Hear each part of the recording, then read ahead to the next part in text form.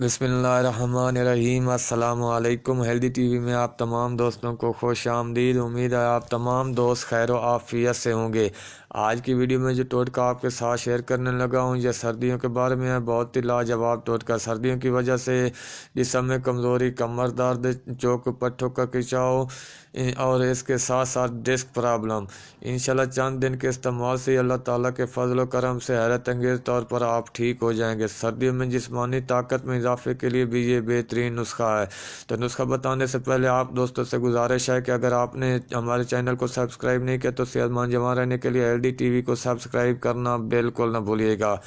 رات کو سوتے وقت 1 کپ گرم دودھ میں تھوڑا سا شہد اور 1 دیسی انڈا ڈال کر اچھی طرح پھینٹ لیں اور گھونٹ گھونٹ پی کر سو جائیں۔ اس کے بعد آپ نے پانی بالکل نہیں پینا۔